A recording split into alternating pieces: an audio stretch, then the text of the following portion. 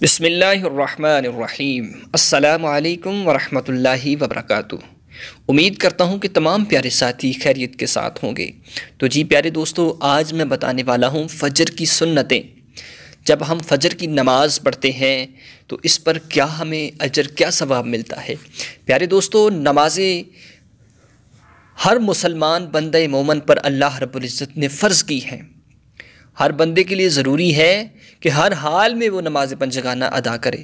جو نماز سے انکار کرتا ہے بڑے ہی گناہ کا مرتکب ہوگا۔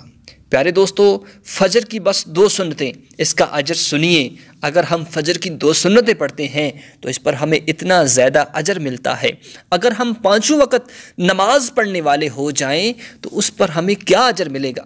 حضرت عائشہ رضی اللہ تعالی عنہما سے روایت ہے کہ نبی کریم صلی اللہ علیہ وآلہ وسلم نے فرمایا، فجر کی 2 رکعتیں، 2 سنتیں دنیا اور اس میں جو موجود ہے ان تمام چیزوں سے بہتر ہے، ان تمام چیزوں سے بہتر ہے۔ یعنی کہ اللہ رب العزت نے اتنی ساری کائنات کو بنا دیا، اور قرآن پاک میں بھی ارشاد فرما دیا کہ کل متاع الدنیا قلیل، کہ جو دنیا میں ہے یہ تو بہت تھوڑا سا ہے۔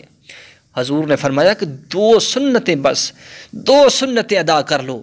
2 سنتیں ساری دنیا سے افضل ہیں، سارے جہان سے افضل ہیں۔ تو نماز حضور علیہ السلام کی پیاری آنکھوں کی ٹھنڈک ہے، تو نماز ہر حال میں ہمیں ادا کرنی چاہیے۔ نماز پنجگانہ ادا کیجئے اور سنتوں کو مت ترک کیجئے، کہ سنت ایسا عمل ہے کہ جس سے ہمیں حضور صلی اللہ علیہ وسلم کی محبت نصیب ہوتی ہے، کہ ہم حضور علیہ السلام کے اسوائے حسنہ کو، سنت رسول کو اپناتے ہیں تو یقیناً اس سے ہمارا ایمان اور زیادہ بڑھتا ہے۔ فرض تو ہر حال میں ادا کرنے ہیں، لیکن کچھ لوگ ہوتے ہیں جو سنتوں کو چھوڑ دیتے ہیں۔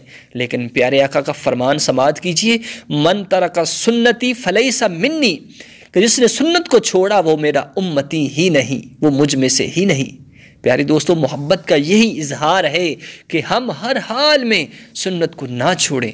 کچھ لوگ سنت کو چھوڑ دیتے ہیں۔ ایک دوسری احادیث کا مفہوم سماعت کیجئے کہ من ترک الصلاۃ متعمدا فقد کفر، کہ جس نے جان بوجھ کر سنت کو ترک کیا، چھوڑا، اس نے کفر کیا۔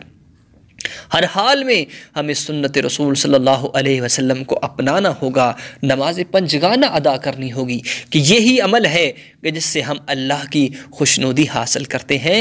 یہی نماز ہے کہ قرۃ عین فی الصلاۃ، کہ جس کو حضور صلی اللہ علیہ وسلم نے آنکھوں کی ٹھنڈک قرار دیا گیا ہے۔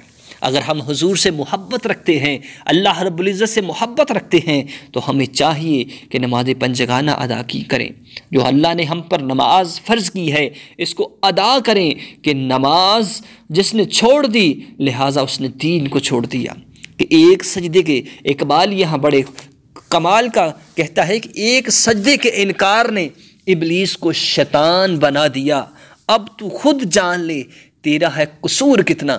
ایک سجدہ جس کو شیطان نے چھوڑا، انکار کیا اور ابلیس بن گیا، قیامت تک لعنتوں کا توب اپنے گلے میں ڈال لیا۔ پیارے دوستو، تو اگر ایک سجدے کے انکار نے ابلیس کو شیطان بنا دیا، اب تو خود جان لے تیرا ہے قصور کتنا، کہ جن کی سنت پر چلنا تجھے گوارا نہیں، تیرے واسطے روئے تھے وہ حضور کتنا۔ تو نے چکھی ہے اے انسان فقط گناہوں کی لذت، تو کیا جانے کہ ذکر الہی میں ہے سرور کتنا۔ ایک دفعہ اس کا ذکر، بہترین ذکر نماز ہے۔ نماز کو تو پڑھ کے دیکھو، نماز کو تو ادا کر کے دیکھو کہ کتنا اللہ کا ہم پہ کرم ہوتا ہے، کتنا اللہ کا ہم پہ فضل ہوتا ہے، کتنی اللہ کی ہم پہ عطائیں ہوتی ہیں، کتنا ہمارا رب ہم سے راضی ہوتا ہے۔ پیارے دوستو، نماز ایک بہترین عبادت ہے اللہ رب العزت کی، کہ کافر اور مسلمان کے درمیان صرف فقط فرق ہے تو وہ نماز کا فرق ہے۔ اگر ہم نماز ہی نہیں پڑھتے تو ہم کس دین کے اندر ہیں، ہمیں ہمارے دین میں رہنے کا ہمیں کوئی فائدہ نہیں۔ پیارے دوستو، نماز ادا کیجئے، کہ جب ہم نمازیں ادا کرنے والے بن گئے اللہ ہم سے راضی ہو جائے گا، ہماری مشکلات آسان ہو جائیں گی، پریشانیاں دور ہو جائیں گی، غم دور ہو جائیں گے، خوشحالی آئے گی۔ یقیناً جب اللہ ہم سے راضی ہو جائے گا تو اللہ اپنا جس پہ راضی ہو جاتا ہے اس پہ اپنا خاص فضل و کرم نازل فرماتے ہیں۔